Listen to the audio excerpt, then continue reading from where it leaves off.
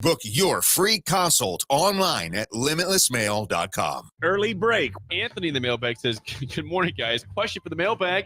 If you were trapped in a 10 foot by 10 foot concrete room with one animal, what is the largest animal you could kill with nothing but your bare hands? I'd like to think I could whip an ostrich. Get a hold of his neck. He's going to whip him around. He's going to whip him around. Early break from 6 to 8 every weekday morning on 93.7 The Ticket. 1 in 3 adults has prediabetes. 1 in 3. That means it could be you, your football buddy, your football buddy, or you, your best man, your worst man, you, your dog walker, your cat jogger. While 1 in 3 adults has prediabetes, with early diagnosis, prediabetes can be reversed. Take the risk test at doihaveprediabetes.org. That's doihaveprediabetes.org. Wait, did they just say 1 in 3 adults has prediabetes? That's 33.33333% of adults. That means it could be me, my boss, or my boss's boss, or me, my favorite sister, or my other sister. That's 7 members of my 21-person romantic book club. Wait, the 1 in 3 could be me, my karaoke partner Carol, or my karaoke enemy Jeff. I'm going to take the risk test at doihaveprediabetes.org. Brought to you by the Ad Council and its Prediabetes Awareness Partners. I get it, slip it, cuff it, check it twice a day. I get it, slip it, cuff it, check it in the morning and before dinner. I get it, slip it, cuff it, check it, and share it with my doctor. Nearly 1 in 2 U.S. adults have high blood pressure. That's why it's important to self-monitor your blood pressure in 4 easy-to-remember steps. It starts with a monitor. Now that I know my blood pressure numbers, I talked with my doctor. We're getting those numbers down. Get it, slip it, cuff it, check it. Talk to doctor now and share it. Be next to talk to your doctor about your blood pressure numbers. Get down with your blood pressure. Self-monitoring is power. Learn more at manageyourbp.org. Brought to you by the Ad Council, the American Heart Association, and the American Medical Association, in partnership with the Office of Minority Health and Health Resources and Services Administration. Mario fue pintor más de 30 años. Cuando me dijo que se le estaban olvidando las cosas, fue difícil. Un día me dijeron que pintara el marco del lado por dentro y pinté el lado de afuera. Yo le diría a la gente que le diga a su familia lo que está pasando con él. Si algo se nota diferente, podría ser Alzheimer. Es momento de hablarlo. Visita alz.org/nuestras historias para saber más. Un mensaje de the Alzheimer's Association y the Ad Council. My husband has always been the one we depend on. He's a great dad, loves the outdoors. But lately, he hasn't been himself. He tried to hide it, but I can tell he's struggling with his mental health. I called the 988 Suicide and Crisis Lifeline. 988 calls and texts are free and confidential, with skilled caring support 24/7. No judgment, just help. 988 saved my husband's life. Paid for by the University of Nebraska Public Policy Center. Aired with the Nebraska Broadcasters Association and this station.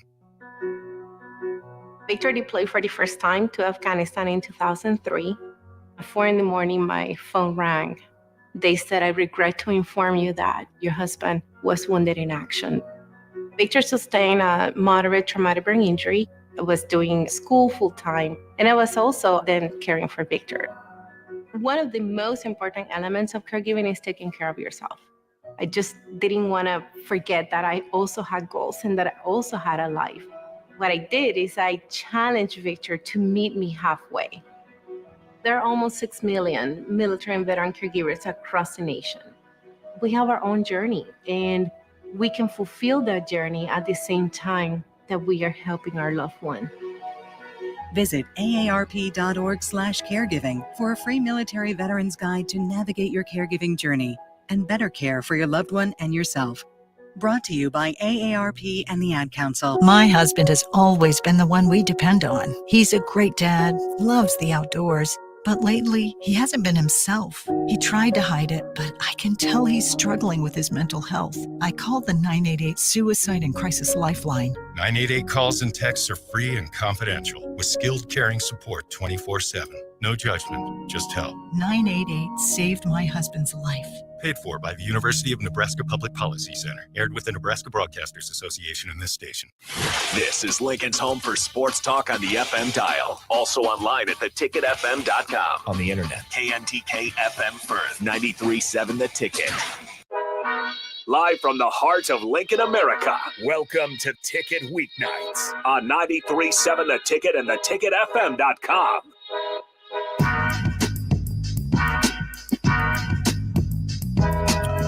All right, welcome in. Happy Sunday. Harrison Arns on the ones and twos. As always, we got a full show here. This is What's Next 24. If you guys want to join in, 402-464-5685 might be not a bad time to put the Husker talk on a little bit of a break here. So we got the host, Mike and Sherry, as always. House cleaning out of the way. I'll throw it over to you guys. All right. Thanks, Harrison. Oh, excuse me. Well, welcome to What's Next on 93.7 The Ticket, where we bring you stories of hope, faith, and inspiration to help you make positive change in your life. I'm Mike, and I'm thrilled to be here with Sherry and Harrison. And today we're excited to introduce Next 24, which discovers happiness and true joy while you create a legacy. Sherry and I are the authors of this book, which is available at Barnes & Noble at South Point Mall. It's all about finding joy in the present while building a lasting legacy for the future. Whether you're feeling lost, forgotten, or just in need of a little inspiration, Next 24 offers practical tips, heartfelt stories to guide you toward more fulfilling life. So let's enjoy the show, and I'll turn it over to Sherry. Thank you, Hi, Mr. Sherry. Mike. And Harrison, we're glad you're back. Of course. We missed you, bud. Okay, first thing we're going to do our daily affirmations. Harrison, I'm going to pick you one and slide it down to you, kiddo. Oh, good catch. What we do is we do a daily affirmation on our show. We'll let you pick out of the jar. If you get a blank one, you got to make one up. All right. All right, Harrison, start us off, kiddo. I am proud of myself. I'm proud of you, too. I just want to say, you guys, really quick. Harrison is amazing, and we could not do this without him. Mr. Wilkinson. I am aware and responsible for my actions. Oh, very good. And I choose to be positive. And I am beautifully made, especially since I curled my hair today. Yep, we do those affirmations to help you start your day off right with a Yes, positive thank mindset. you. Sherry, why don't you introduce our special guest for the day? You guys, today we have a truly special guest. We want you to please welcome Mr. Jay Wilkinson. He is the CEO of FireSpring. They have a big office here in Lincoln. They have one in Omaha. And his story is just amazing. I laugh because when we were talking to him and getting some information on him, he is a self-described, and I quote, geek with social skills. And that just cracked me up because I'm a geek. But I'm not sure if I have social skills. Anyways, he also has an amazing entrepreneurial spirit. He's not only the CEO of FireSpring, but also an accomplished author, speaker, and the founder of Do More Good movement. He has a special message today on entrepreneurship and his concerns about the current state of capitalism and the increasing divide between business owners and employees. And I'm sure some of you can relate to a lot of this that we're going to be talking about. He emphasizes the urgent need for business leaders to reevaluate the mindset of corporate culture. With the Do More Good movement, Jay introduces a fresh approach that focuses on creating a positive impact while driving business success. He's going to delve into these crucial issues, sharing how the Do More Good movement can bridge the gap and transform the future of business. Welcome, Jay. Welcome, we are Jay. so excited to have you here today. It is truly my honor to be here. Oh, no, appreciate it so much, especially as we begin, as you're talking to you. You've been traveling. Can you share a little bit where you've recently been? I just returned from Vietnam, and it is an incredible, beautiful place where the people are just so full of joy and industriousness that you typically do not see in a communist country. Wow. So much beauty in the people there. I think every American, if you have an opportunity, should put Vietnam on your travel list if you can. Well, we appreciate you coming here this morning. I didn't know you were on that trip, so glad you could come in today. Let's go ahead and dive in, Jay, for a little bit. I've known of you for quite some time with Alpha Graphics and so forth, but why don't you tell the listeners' audience, share us your background? Yeah, so I grew up in the Sandhills part of Nebraska. My family goes back there into the 1800s on both sides. Actually, my great grandfather was good friends with Buffalo Bill, Oh my gosh. and it's something that I'm really proud of coming from that part of America. I always envisioned, how did people end up there in the 1800s, and I envisioned the covered wagon breaking down, and they said, well, I guess this is where we're going to stay, and the hardiness and resilience of the people from that part of the world is something that I just take a lot of pride in coming from. I came to Lincoln when I was in college, and in order to get an education, and then I moved to New York City and San Francisco for a few years after that, and then came back because I wanted my children to grow up on grass instead of concrete. I like And that have concept. built businesses and done a lot of my work from here. But I did spend a good amount of time again in New York City and San Francisco building a magazine that I founded while I was in college, and it's been a really fun ride. Tell me, I was so fascinated when I got to talk to you on the phone the first time. Of course, you mentioned, has entrepreneurship and being in business always been on your mind? How did that develop and begin? Because I know you mentioned and you chuckled about it that you failed at a few early businesses. No, I failed at so many. Yeah, I'm really good at failing things. But you understood you did lawn mowing business? Yeah, that's true. Yeah, when I was in high school, my brothers and I started a lawn mowing business, and we did, snow shoveling in the wintertime and lawn mowing in the summer. But we did it different than Yeah. a lot of kids. Like the traditional old stories of setting up a lemonade stand or mowing lawns. We took it to like another level where we hired all of our friends to work for us. Yeah. And my dad likes telling a story when I was young. Actually, I was 16 years old, and he showed up at a project that I had bid and won to paint a whole bunch of duplexes. And he showed up because he was looking for me. I don't remember why. And that was a long time ago. And he walked up to one of the houses and saw this young woman painting. And he said, "Yeah, hey, have you seen Jay anywhere?" And she said, "Oh, I think he's out at the lake." And there were like 7 or 8 people working on these duplexes, painting the houses. My dad came out to the lake looking for me. He found me, and he was really upset for a few minutes before I said to him, "Dad, this is what you've taught me my whole life. I bid the jobs out and get a price on them, and then I pay my friends by the hour." And when he learned how much money I was making from this project, he was really proud of me after that. So, Oh, I bet. yeah, so I've known I was an entrepreneur literally from the time I really began to form sentences and thoughts, and started to think about what I might do with my life. And I will say that entrepreneurship, for many, is as much of a curse as it is a blessing. I mean, it really means that I'm just unemployable. That's really all that it means. If I don't find something that I can do for myself, I'm just not going to make it. I remember you saying that. And tell me your mindset at the time, so young, so early in doing this, that you mentioned this. I saw this in one of your articles, that you just didn't want or feel the desire to work for anybody else. You wanted to work for yourself. Where did that begin? Where did that come from? Certainly, it was inspired by my father, who was also an entrepreneur. He started businesses when he was also a teenager, and probably the biggest influence, and I'll drop the probably, I know it was for sure, was my grandma.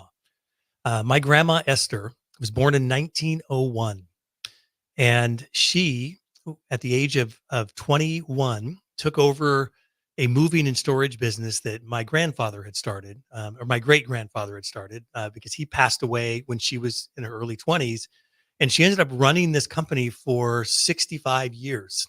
Women just don't, back in that day, women didn't do that. Women did not do that. She No. was just the most amazing human. I learned most of what I know about business to this day from her. I would go over to the moving and storage business that she was running when I was a young child. I would walk over there after school and just hang out with her.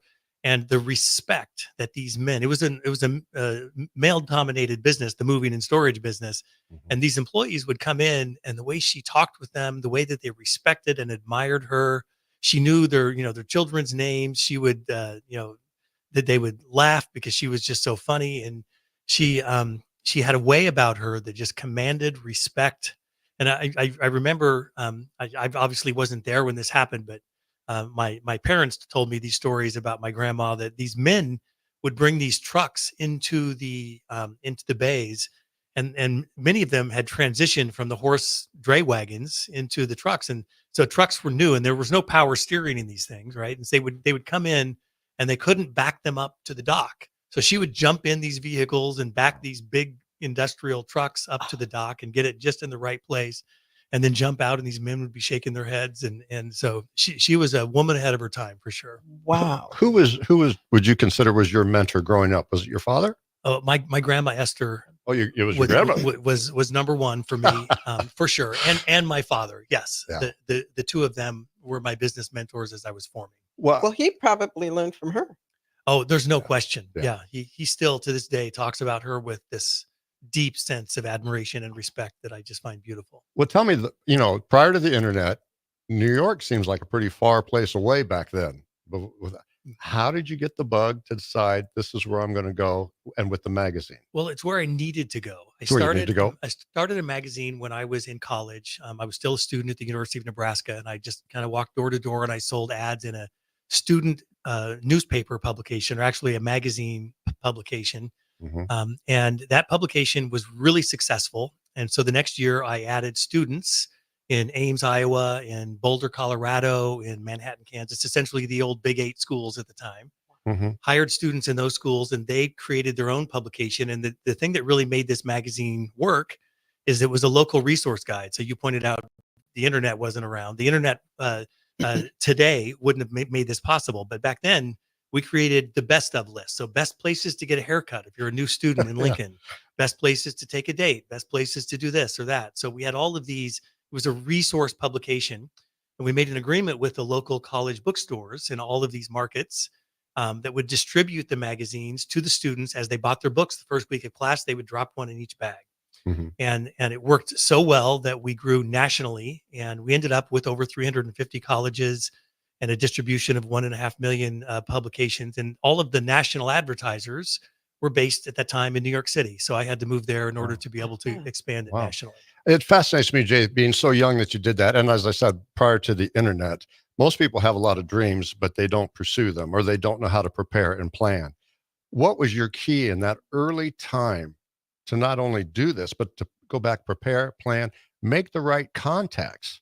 How did you do this? Because a lot of people don't know how to do that, and they get stuck here. You seem to have a natural knack to do this. Could you share a little bit about that? What was the fire that got you to prepare, plan, make the contacts, and get that to be at a reality at such a young age? Well, I sincerely believe a lot of it comes from just naivete about what it takes to get something done. I rather than research and take time in figuring out all the potential obstacles, my natural wiring is just to start, just to do it. I remember even when I was in high school and I was trying to work on some things, the mindset of ideas are useless without action was something that I started to really focus on even when I was a young boy. It was because I heard people all the time, going on and on about it. I've got an idea for this or an idea for that. And it just struck me as being just so meaningless without putting any action behind it. And so it's a matter of just making a choice and dropping anchor and rowing as hard as you can in that direction and as fast as you can. I like that phrase, dropping the anchor. Yeah. True. And rowing hard. So then you have this wonderful success with I'm sure challenges and obstacles and figuring it out things. Tell me how you ended up coming back to Lincoln and Alpha Graphics. Yeah. So in 1992, again, my son had been born in 1990, my first child. And I realized that I really wanted him to be in Nebraska as he grew up. So decided to sell the publication, which we did. And thank goodness we did at the time, because a couple of years later, Al Gore invented the internet, as we all know. Yes, and that did. changed everything about having access and availability of the same kind of resources we were publishing in the magazine. And I moved back to Lincoln without really, initially, I wasn't sure what I was going to do. I knew I was going to start something new. And in the process of printing the magazine, I kind of became enamored by and fell in love with the printing industry. Mhm. And at the time, again, before the internet, I had this mindset and this belief that it was a staple business, and it was. Printing and publishing was the fourth largest industry in America at the time, and every business of every kind needed printing for whatever reason. Printing and sign making was a common staple among businesses. So I knew that if I could come and do it right, then there was a huge opportunity there. So I bought a franchise because I didn't know how to turn a printing press on, not to mention run one. Yeah. So I bought a franchise, which included all the education and framework and principles. And the franchise that I chose was Alpha Graphics. At the time, there were about 350 locations around the world, Mhm. and it had the largest per store revenue of any of the printing franchises in the world. And so I thought that was the right one for me. And I opened the Lincoln operation on August 3rd, 1992. 92. And ran that business really successfully, added an Omaha location a few years later, ran that business really successfully until we renamed it Cornerstone Printing in 2000. That's right. I forgot Because about that. at the time, we had launched a software product for printing companies because there were 35,000 independently owned print shops around the world, and in the mid 90s, we developed our own website. It was really successful. We started building websites for businesses all over Lincoln. We landed the Backstreet Boys band as an account Yes. in the mid 90s, and all of those things led us down this path of building a turnkey, pre-developed website, otherwise today known as software as a service. Mhm. But we invented that long before that term was a term.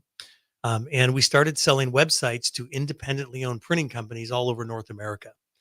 We ended up selling thousands of these to print shops in all 50 states around the United States. And that really is what set us on our path towards what became FireSpring. We later rebranded as FireSpring, and Cornerstone Printing and Imaging later merged back into FireSpring so we could just build a common brand. Oh, wow. Wow. Well, then the internet starts coming into Yeah. this. How did it change for you for educational? I mean, you had to learn this. Here comes the internet. At the time, though, it's not like it is today. It was very clunky. I thought it was very clunky in its Yeah. early stages. Oh, no question about it. Oh, yeah. Mike, Sherry, you remember these days. Oh, in the yes. mid 90s Oh, when yes. the internet became a thing. Yep. I find it fascinating to think about this. In the beginning of 1995, there were fewer than 5,000 websites in the world. Really? Yeah. Yeah. By the Yeah. end of 1995, there were more than 5 million, and that hockey stick had already begun. That was the year that it really started to flourish and expand. And just trying to understand where it was going and what was happening, a lot of speculation. We had a bunch of buzzwords like information superhighway and these things we refer to. Mhm. It was a really fun and interesting time. I have a lot of pride in the knowledge that at FireSpring, we have been building websites for clients since the true literally the beginning of the beginning. internet. And we did some research on this, and we have yet to find a firm anywhere in the world, not to mention just Nebraska or America, anywhere in the world that has been continuously in the process of building websites for clients since 1995. We're Mhm. in the top at least 100 providers in the history of the internet that has been commercially making these websites available for clients. So we're really proud of that. Oh, absolutely. That came out of Lincoln, Nebraska, and we're still doing it to this day. Tell us early on a little bit more about FireSpring. I understand FireSpring, of course, has grown. You moved down on 14th Street, and tell us about it. And I'm sorry if I say this right. Certified B Corporation. Yeah. Can you tell us a little bit more now about the involvement of Yeah. FireSpring in this and the certification? From the beginning of FireSpring, the people of our company have always been the most important aspect and the most important thing that I was focused on. When I was in high school, I got elected to serve on my local student council in North Platte, Nebraska. And as a result, I was told I had to go to leadership class.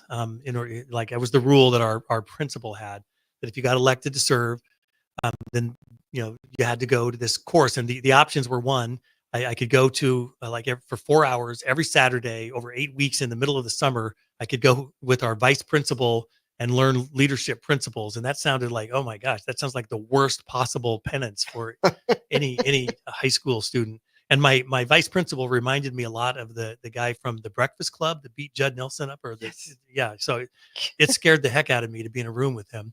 And I later learned he was a great human, but at the time he scared me. So I took option B, which was to go to this workshop for high school students.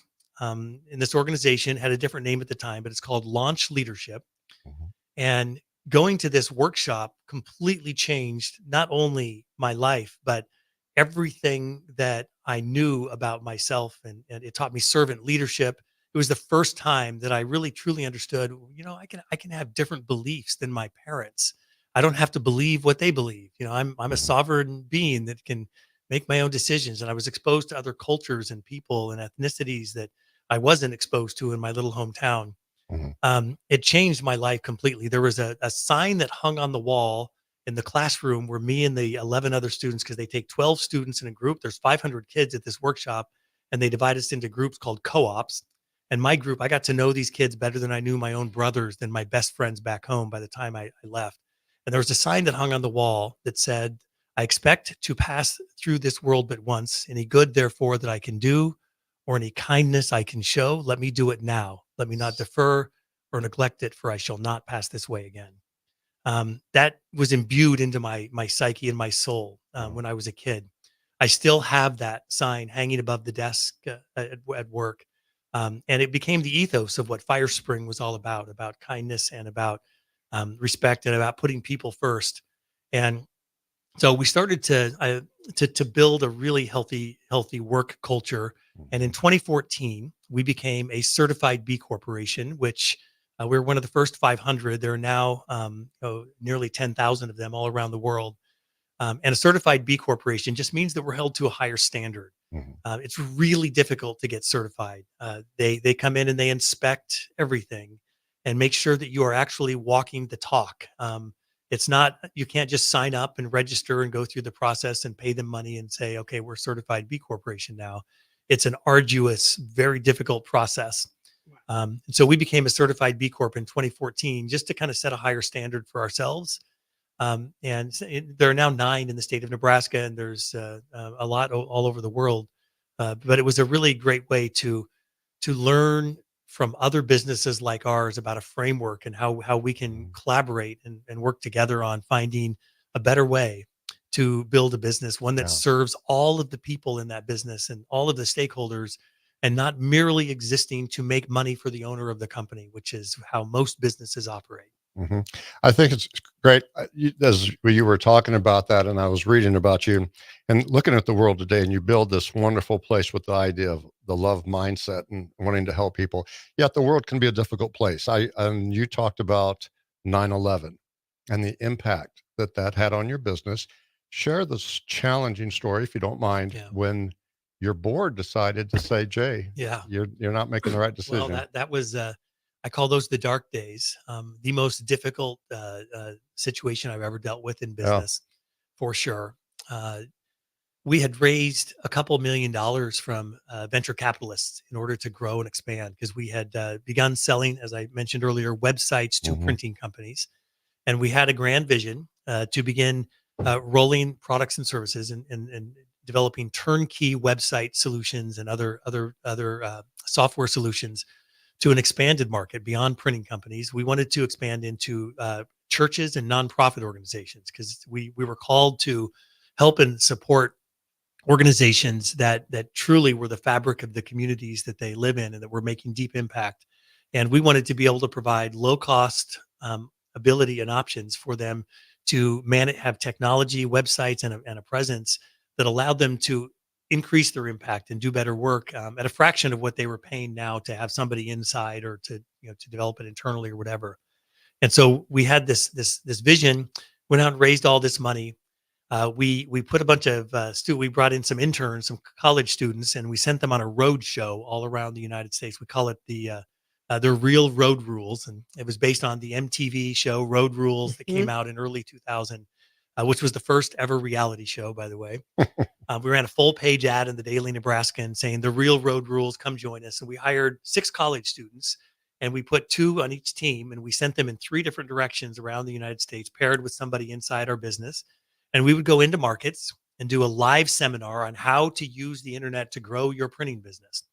And so I took one group, and 2 of our other workers took the other 2, and we went off, and we would go into a city and hunker down. We would do a live seminar, invite all the print shop owners from the area to come to a seminar to learn how to use the web. And then our people would follow up with them over the next week. So that was our strategy. All 3 of our groups converged on Chicago in 2001 for Print 01, which was the largest trade show that actually ever happened in the printing industry, because after that it started to decline.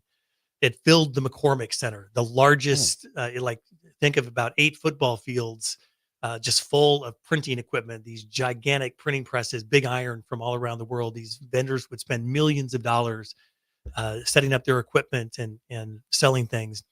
We all converged there. Day 1 of the trade show, we had a huge day. It was a 10-day event. And we had hundreds, if not 1,000 or more people come through our booth, and we were like primed and ready to go. This was going to be a huge show. Well, the next morning, I was awakened with a pound on my door, and my door, of course, at the hotel room, as were all of my peers. It was 9/11, and the trade show ended up being a massive disaster. It cost us over $150,000 because it shut down after that.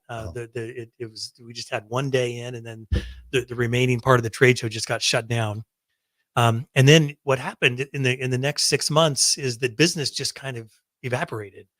We used all this capital that we had raised, not all of it, but a lot of it, to hire people in 9 markets all around the country. So we had full-time people now in Atlanta and in Chicago and in San Francisco, these big metropolitan areas where there were a lot of print shops.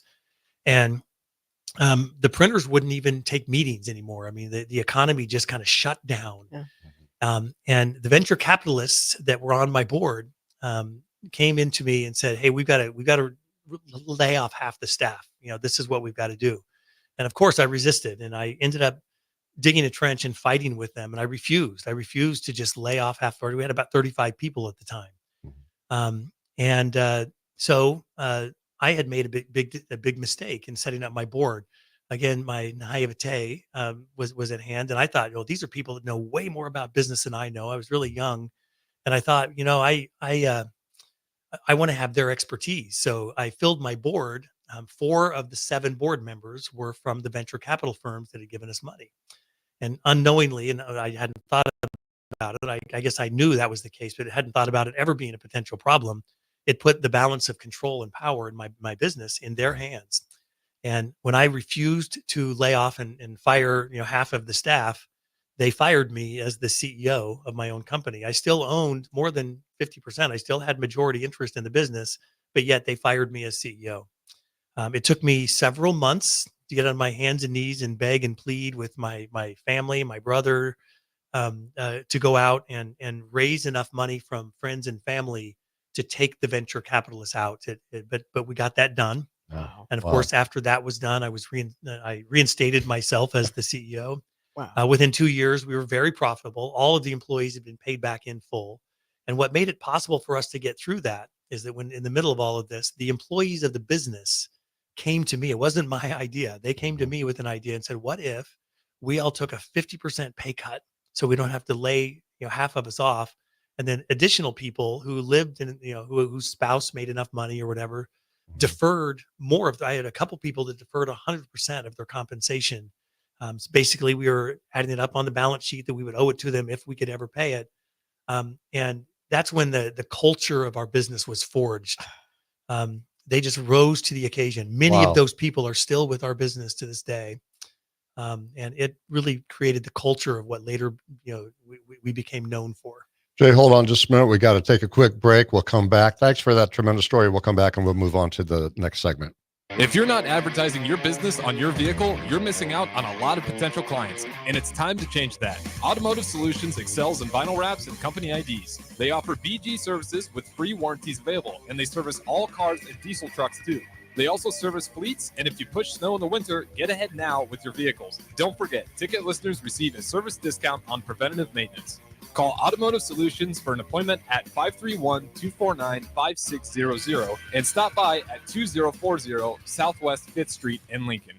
Have you been told by your physician that your testosterone level is fine, but you don't feel fine? Get a second opinion. If your testosterone level is 200, 350, even 500, and you still have symptoms, come to Limitless Male. We treat the person and the symptoms, not the number. Our mission is for you to feel optimal again. So if you're tired all the time, no energy, brain fog, muscle loss, nothing left in the tank, get your free consult at limitlessmale.com. When you need a new water heater, nothing beats the ProLine family of water heaters from A.O. Smith. ProLine models are built using commercial-grade components, meaning they're built to help you tackle your toughest days. No matter if you need a gas or electric model, A.O. Smith has a ProLine unit for you. A.O. Smith, innovation has a name. Call John Henry's at 402-435-5555 for a great deal on a water heater today. Again, that's 402-435-5555.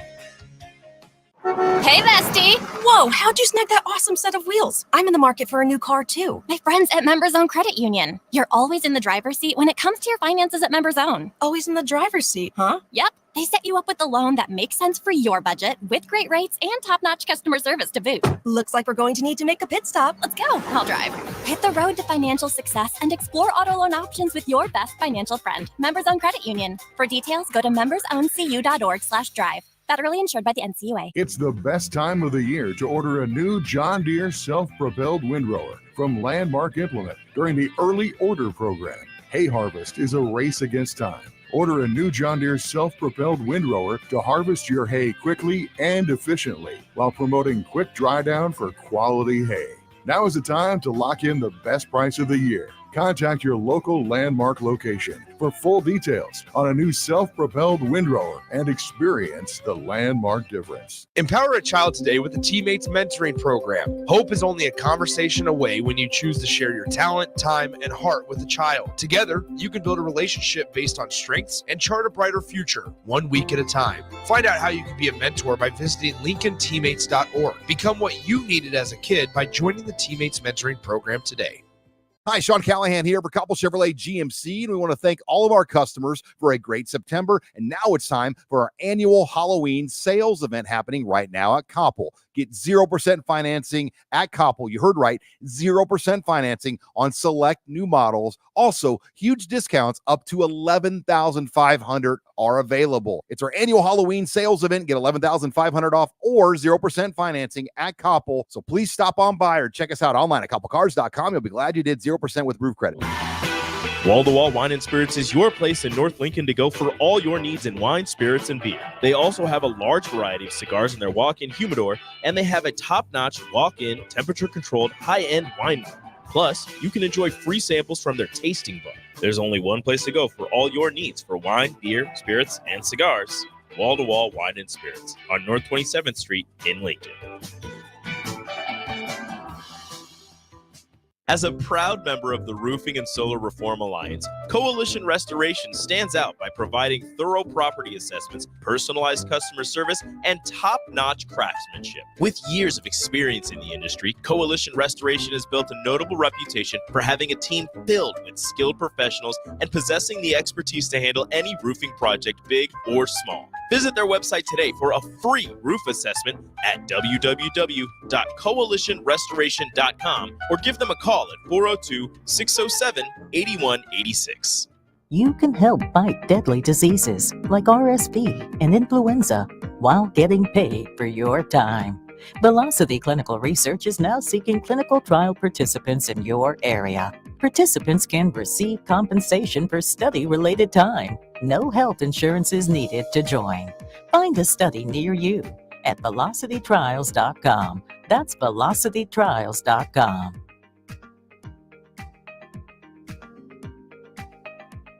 League One Volleyball is coming to Omaha this January. Featuring Olympic medalist Jordan Larson and Justine Wong-Arantes, Love Omaha Volleyball is Omaha's newest pro team. The inaugural season will showcase some of the world's best volleyball players, from medalists to NCAA champions and international superstars, with the action kicking off on January 24th at the Liberty First Credit Union Arena. Visit LOVB.com for more information and to purchase tickets. Volleyball is the next major league. You never think cancer will happen to you.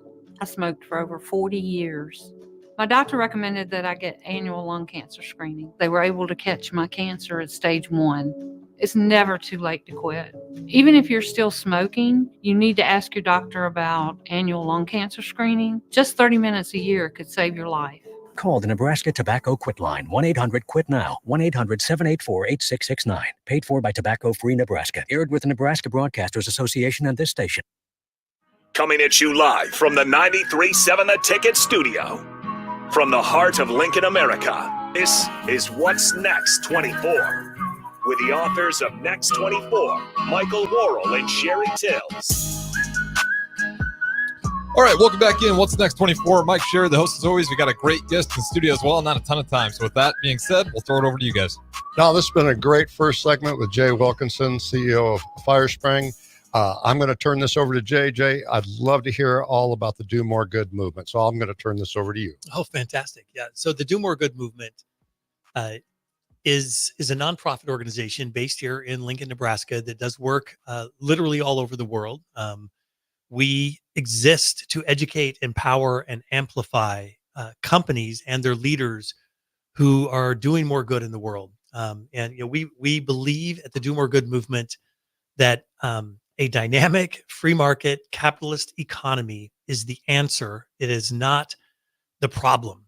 But the way that capitalism works today is definitely not working for everyone. There's all kinds of things, cronyism and corporatism and capitalism really focused on shareholder outcomes rather than stakeholder outcomes. And so I helped found the Do More Good movement in 2019. We had our first conference in Lincoln, Nebraska, where we brought people in from literally all over the world to learn from one another and learn from thought leaders across the space about how to use business as a force for good and what that means and what it doesn't mean. And the impetus of this whole evolution of the nonprofit organization really started as an outcropping of work that I was doing through FireSpring, because we were featured at FireSpring in Inc. magazine as one of the 50 best places to work in America. That was in 2016, and we'd become a certified B Corp. I started getting invited to speak at conferences and events all over about company culture, and I became enamored by the topic of company culture and thinking, well, there's a lot there. There's something happening. And I was speaking at an event somewhere, I believe it was Atlanta, and there was an audience of like 500 people, and somebody came up to one of the microphones and asked the question, Jay, where is company culture going? What's the future of company culture? And I thought, that's a really good question. And I had no idea, of course. I don't have a crystal ball. I don't know.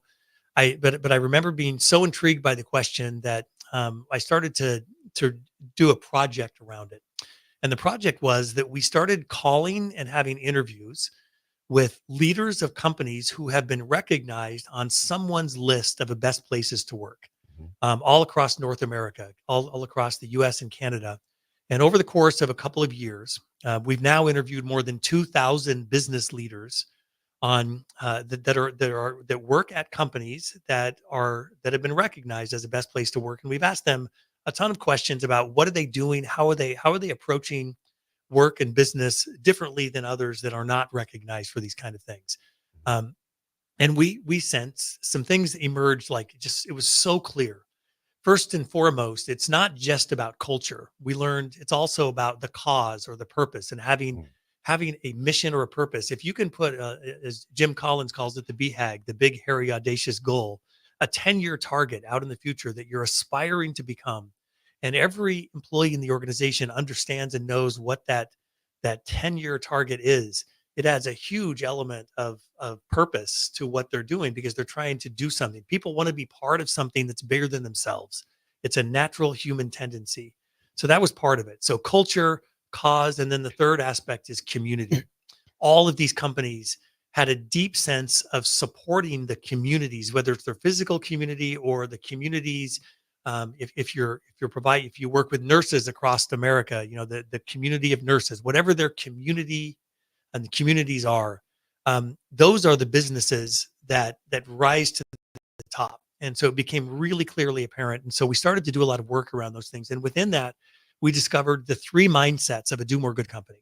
The first that was really evident is that these businesses are people first. They always put their people first. Like as a leader, as a manager in a company, you operate under a mindset. It's not that your people work for you. You work for your people. It's that mindset. And it's so clear in these companies. They all approach business this way. Our objective as a leader and a manager in any organization is to remove obstacles, to make it possible for every team member in our organization to live their highest self and to contribute at the highest levels that they can. And our job is to aid them in doing that. It's not, again, them working for us, it's us working for them. And that mindset was really key. The second mindset is around purpose, and it's the purpose-driven mindset. Again, this means that you're focused on all of the stakeholders in your organization, and you're focused on building something that has an outcome that makes people proud to be part of something.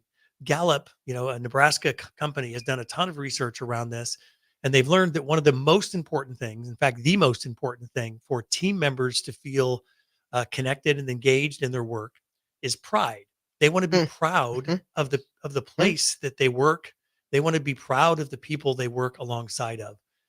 So being purpose driven is critical. And then in the third mindset is growth oriented, and it's in the growth orientation where we adapt and evolve and we find a better way. But this is also where profit lives. There's a mindset that a lot of business leaders have, and they've heard this mindset, and it's one of the things that scares them a little bit away from thinking of themselves as a purpose-driven company. There's a mindset that I've heard that says people over profit, and that's not necessarily true. What we've learned in our research is that it's profit because of people, and it's profit because of purpose. It's profit as a result of focusing on purpose in your people. The businesses, Raj Sisodia, who's become a dear friend of mine, wrote a book called Terms of Endearment. He's one of the co-founders of Conscious Capitalism. And Raj did a massive study in this book where he evaluated the financial results from thousands upon thousands of private companies, because that data is really hard to get at because private businesses don't share their financial information. But he was able to go through a couple of organizations where the businesses provide their financial statement in a way that doesn't expose any one business. They're kind of aggregated data.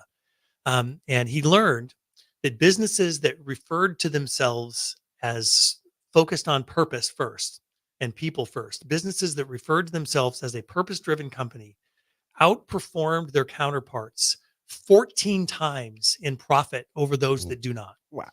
So if you think of a business owner who's resisting this mindset of, well, I need to be a purpose-driven company, but that's not the way the world works. Mr. Wonderful, Kevin O'Leary, goes on about how it's a bunch of BS. You just be focused on profit. That's all you need to be focused on. It is not true. Businesses that focus on their people first and their purpose first will make more profit, and that allows them to do more with that profit. Allows them to use that profit to buy a plane or to give it to nonprofits or anywhere in between. Whatever you're called to do as a business leader, as the controller of that organization. And so that's what the Do More Good movement was founded on, this principle of these mindsets. And we go around the country. We work through chambers of commerce organizations all around the United States. And we do workshops and educational seminars to train business leaders on how to adopt these mindsets in their organization. Our founding board of advisors for the Do More Good movement, for me, it's like it's the Mount Rushmore of purpose-driven leaders. So it includes J. Cohen Gilbert, who is the founder of B Labs, the organization that does certified B Corps. It includes Rand Stagen, who is the grandfather of the conscious capitalism movement.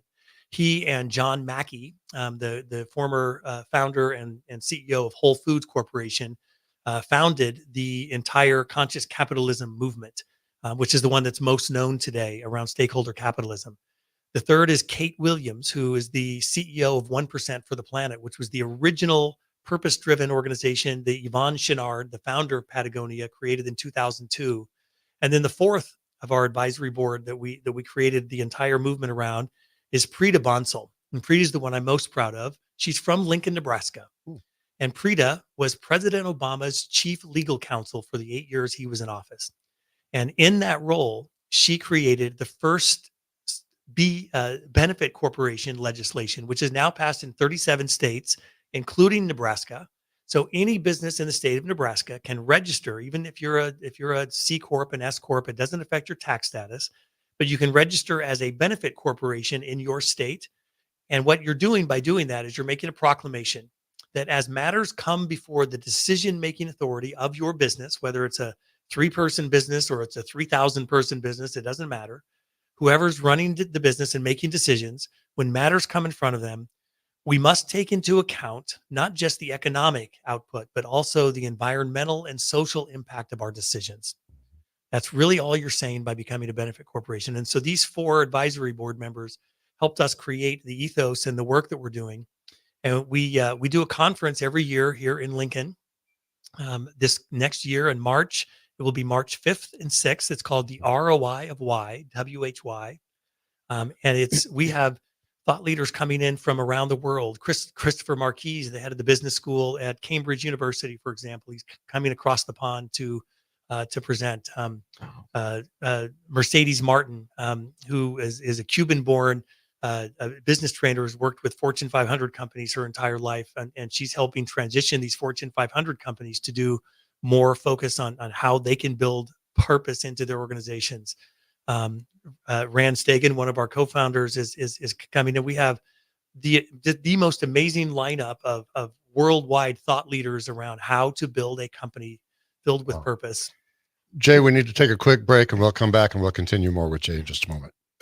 The Mill Coffee and Tea, formerly with only 4 Lincoln locations, now 5 Lincoln locations. That's 25% more locations than there used to be. Can you even imagine a world where there's only 4 Lincoln Mill locations? Feels like ages ago. We were all so young then. The Mill on 11, located right alongside the 93.7 The Ticket Studios at 1040 O Street.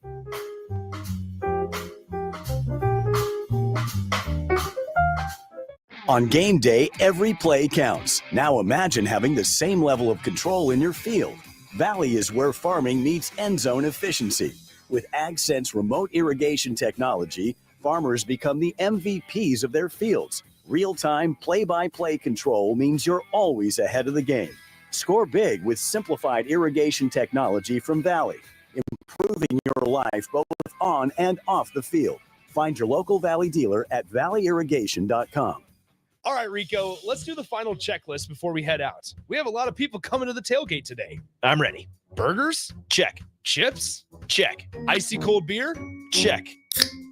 Except this one. I'm forgetting something. Wait a second. Where's the Führer's cheese spread? I can't stop eating it. Rico! Relax. I always pack extra. It's the biggest hit of the tailgate. For the best appetizer, party dip, and tailgate snack, load up on Führer's cheese spread today in most local grocery stores. It's the greatest time of the year again. Kickoff is here and football is officially back. Over 1 million fans across 33 states got in the game last year by making picks on Underdog, and this year you can too.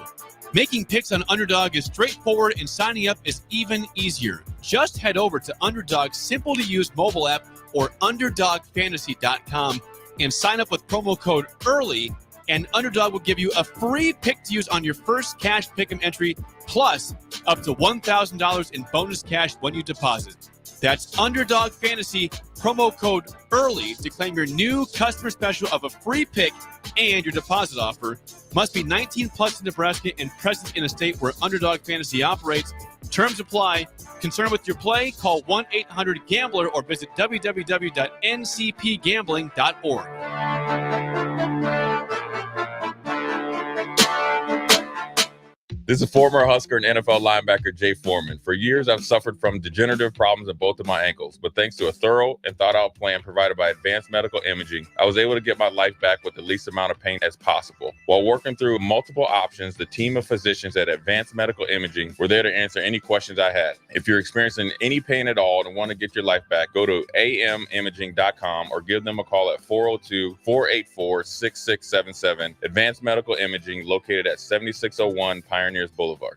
Have you been injured in an accident and don't know where to turn? Do you need a lawyer you can trust to handle your case with professionalism and compassion? The attorneys at Liberty Law Group understand that a call to an attorney is a call for help. If you've been injured, we want to help you. Liberty Law's experienced attorneys are committed to the pursuit of justice for those injured. Contact us for a free consultation by calling 877-42-LIBERTY. Call Liberty Law and find out how we can help you get the compensation you deserve. Call 877-42-LIBERTY. Liberty Law Group, trial attorneys you can trust. Hello, Charlie Stone here, and joining me is Andy Goodyear of Honda of Lincoln. Andy, I was noticing on your website you have more than 150 new 2024 and 2025 Hondas in stock right now. Yes, we do, Charlie. It's neat when you drive by and see all the cars on our lot, and we have most all models and all different colors available, and we even have more than hundreds on the way. We also have the all-new, all-electric 2024 Honda Prologue in stock right now. We have a few of them to choose from. Plus, qualified buyers get financing from just 1.9% APR. How about your pre-owned selection? I talked to a lot of my customers and friends, and they still think that we just sell brand new Honda, but we sell all different models, make of pre-owned cars, and we have more than 100 to choose from right now. Well, maybe it's time you come experience the Honda of Lincoln way of doing business. 27th and Yankee Hill Road, or online at hondaoflincoln.com. Garage doors can be expensive. Are you keeping yours in the best condition possible? This is Cameron Hall with Doors Plus. Doors Plus is a locally owned business that prides itself on the fast, reliable, and friendly service. Doors Plus offers flexible scheduling so you can book an appointment that fits your busy day. My team and I will come out to your property, both commercial and residential, and provide you with the necessary information you need to make sure your garage door is in working and smooth condition. Give Doors Plus a call today at 402-590-5800 to book an appointment and learn more about our preventative maintenance plans. Doors Plus, garage doors, and more. Hey guys, it's Nick. You know how much I love beer, and this game day, show your Husker pride with Dear Old Nebraska Brew, the official beer of the Nebraska Alumni Association. Brewed by Nebraska fans, for Nebraska fans, Dear Old Nebraska Brew is your go-to for every kickoff, touchdown, and celebration. Whether it's tailgating, watching the game at home, or gathering with friends, this beer is there to bring that perfect game day refreshment. Dear Old Nebraska Brew embodies the spirit of Nebraska with every sip.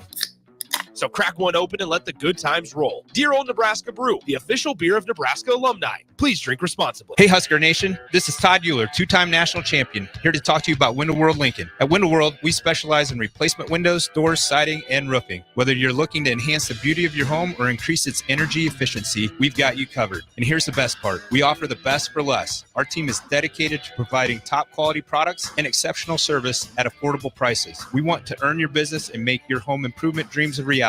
So why wait? Contact Window World Lincoln today at 464-7313 or visit our website at windowworldlincoln.com. Window World Lincoln, where quality meets affordability. Coming at you live from the 93.7 The Ticket studio. From the heart of Lincoln, America, this is What's Next 24. With the authors of Next 24, Michael Worrell and Sherry Tills. All right, welcome back in. Not a ton of time here left. We got a great guest in studio. So that being said, throw it over to the host, Mike. Yeah, Sherry. we've had a wonderful hour here with Jay Wilkinson talking about the Do More Good movement. Jay, I want to turn this right back over to you of what you were saying. What is the challenges you see? You present this to the challenges. What's some of the challenges you get from the people that you present to? Like for example, I love this. I don't know how to do this. Yeah, it's so common. Simon Sinek is a business author and speaker who talks a lot about finding your why. You have to start with why. And it is so true. And so many business leaders believe that, understand it, and prescribe to that theory, believe in the notion that we have to have a why. And so there are many business leaders that have a loosely defined why at the very least. But what that doesn't address is the how. And the how is where we come in at the Do More Good movement. It's what we're focused on. Within each of these mindsets that I mentioned earlier, for example, people first, we have a ton of tangible step-by-step processes on how you go about developing a people first mindset in an organization. And it's really critical that people at all sizes of organizations understand that that drilling down and understand becoming a people first organization is not just something you can say. You have to actually take steps in doing and become what you believe you need to be. And so the way that works in most organizations is that they have to include the people in the organization. It can't be just a business leader or manager standing up and saying, this is what we're going to do now. You have to come in every day and then do that. And it's done through example. And it also involves all of the people in an organization, this mindset that we're all in this together, and giving a voice to every person in the organization, and not just the opportunity to speak up, but an expectation that every single person brings their ideas and their mindsets to the table. At FireSpring, the way we do this is we have a weekly meeting with every team. So if you're on a team at FireSpring, you attend a weekly meeting, and in that meeting, we require every single person to come to the table with their ideas and opportunities and obstacles, bring them up, and then solve them together as a team, and then move into the next week. But expecting people to come to the table with an opinion and an idea is very different than saying, "Hey, we want your ideas," and we would embrace them and encourage them. But actually bringing them, creating a format and a time and a way for them to bring it up, and then having an expectation that that's what they should do is the key. I've got one question because that sounds so good.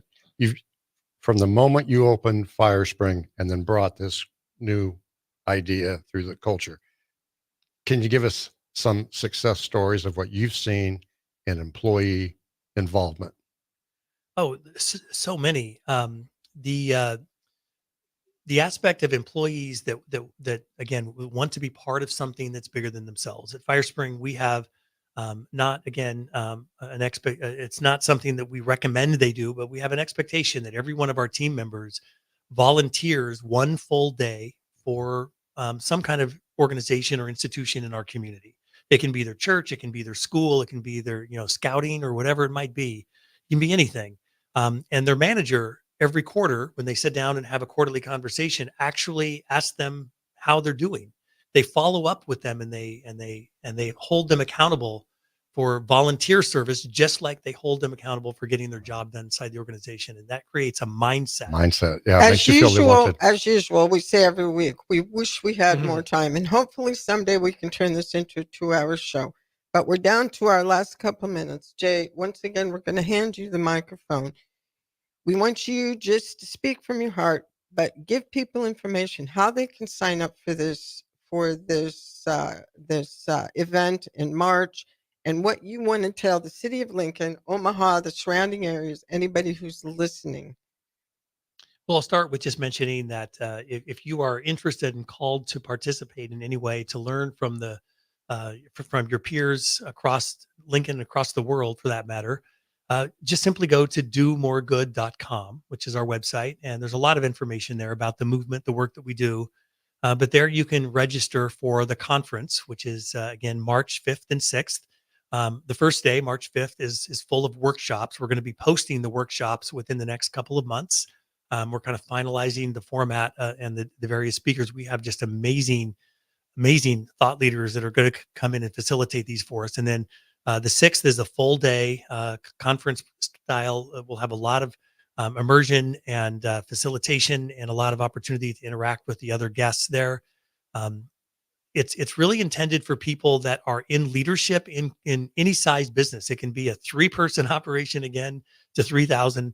It works across all sizes.